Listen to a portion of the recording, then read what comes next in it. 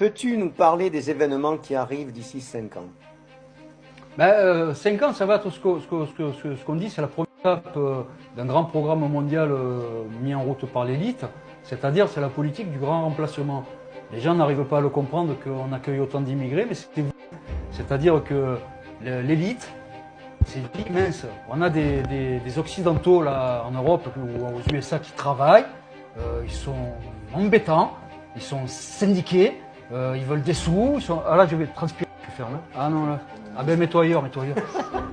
Même pull, hein. Oui, il fait 12, mais c'est pas grave, on est sur l'élite en a marre des syndicalistes, des gens qui râlent, qui font des grèves. Alors ils ont décidé de faire une politique de grand remplacement, ça s'appelle.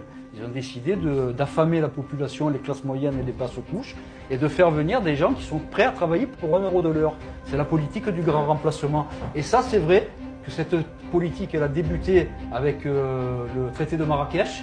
Donc l'année dernière, ça a été signé en douce pendant qu'il y avait les Gilets jaunes, parce que les Gilets jaunes, ça a été un vaste écran de fumée. Donc le traité de Marrakech a été ratifié, et à partir de là, dans les 5 ans qui viennent, c'est la mise en place du traité de Marrakech. Donc bien entendu que les gros problèmes vont commencer à arriver dans 5 ans, parce que quand il y a un afflux massif d'émigrés. Moi, je ne suis pas raciste, le soleil brille pour tout le monde, mais ça va créer des chocs entre communautés. Il va y avoir énormément de plus en plus de soulèvements urbains, comme les Gilets jaunes. Il va y avoir de plus en plus de conflits interethniques, parce que les gens, il va falloir qu'ils se servent et qu'ils fassent de la place. Donc, bien entendu, petit à petit, les villes vont devenir des prisons à ciel ouvert. Ah ouais, dans les 1 siècle et demi qui arrivent, les villes vont devenir des prisons à ciel ouvert véritablement.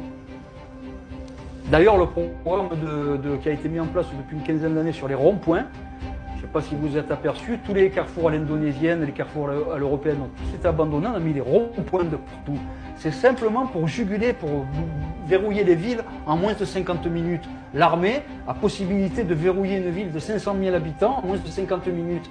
Ils mettent des affûts de mitrailleuses dans tous les ronds-points. C'est fait exprès. Vous ne le savez pas, mais moi je vous le dis, c'est fait exprès.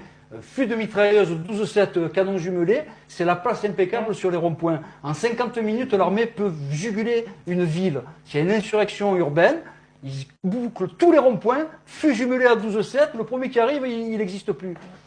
C'est-à-dire que le programme est déjà mis en place depuis une quinzaine d'années pour pallier aux insurrections urbaines. C'est comme ça. La politique du grand remplacement. On veut faire dégager ces Européens qui rouspètent toute la journée et qui veulent des sous. On veut des gens qui travaillent à 1 euro de l'heure avec le sourire.